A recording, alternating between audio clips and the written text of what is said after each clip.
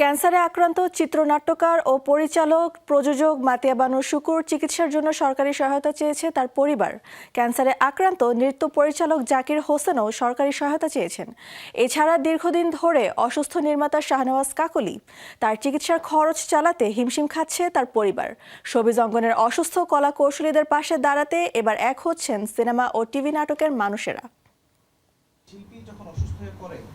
অসুস্থ শিল্পীদের চিকিৎসা সহায়তায় তহবিল সংগ্রহের জন্য কনসার্ট, সিনেমা ও চিত্র প্রদর্শনীর পরিকল্পনার কথা জানানো হয়েছে চলচ্চিত্র পরিচালক সমিতি, ডিরেক্টরস গিল্ড সহ নাটক ও সিনেমার বিভিন্ন সংগঠনের পক্ষ থেকে। সম্প্রতি এফডিসিতে মাতিয়া বানু শুকুর চিকিৎসার জন্য তার স্বামী নির্মাতা নুরুল আলম আতিকের হাতে 1 লাখ টাকা তুলে দেন চলচ্চিত্র প্রযোজক খোরশেদ আলম খসরু। আমার এত খারাপ লাগছে তখন যে আমি শুকুরকে দেখছি যে উপস্থিত ছিলেন চলচ্চিত্র পরিচালক সমিতির সভাপতি শাহিন সুমন, ডিরেক্টরস গিল্ডের সভাপতি শহীদুজ্জামান সেলিম, নির্মাতা কাজী হায়াত, চিত্রনায়িকা রোজিনা সহ অনেকে। অসুস্থ শিল্পীদের জন্য এক হয়ে কাজ করার পরিকল্পনার কথা জানান তারা।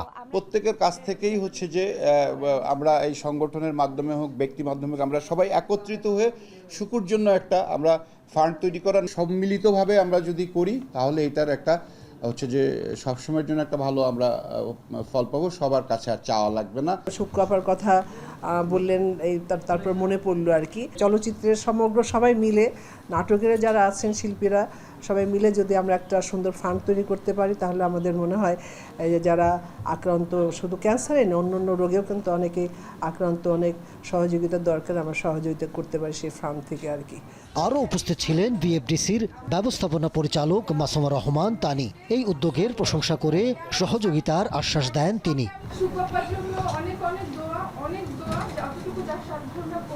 ছিলেন চলচ্চিত্র অভিনেতা হেলাল খান, শিবা শানু, অভিনেত্রী রোমানা ইসলাম মুক্তি, পরিচালক সমিতির সাধারণ সম্পাদক শাহিন কবির টুটুল সহ অনেকে। আমার মনে হয় এটা যদি আমরা মিলিতভাবে সবাই একসাথে একটা কমিটি তৈরি করে যদি আমরা আগাতে পারি তা আমার মনে হয় এটা আমরা সাকসেস ইনশাল্লাহ হব। আজকে যেভাবে একত্রিত হয়েছে আজকে সুপার ট্রিটমেন্টের জন্য, তেমনি ভাবে যেন আমরা সকল শিল্পী কুশলীর পাশে থাকতে পারি।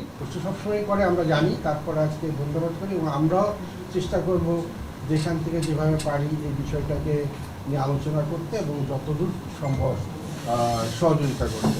মানুষ মানুষের জন্য, জীবন জীবনের জন্য। আমরা প্রত্যেকটা মানুষ জানি মানুষের দুঃসময় তাদের পাশে থাকতে পারে। আমাদের গভর্নমেন্ট যে শিল্পীদের একে অপরের পাশে দাঁড়ানোর উদ্যোগ পুরো সফল হলেই প্রমাণিত হবে শিল্পীরা সত্যি একটা পরিবার। আমি এখনো শুকুকে দেখছি। Ahmed Tauquir, showbiz tonight. সবার আসলে সময় সব রকম থাকে না।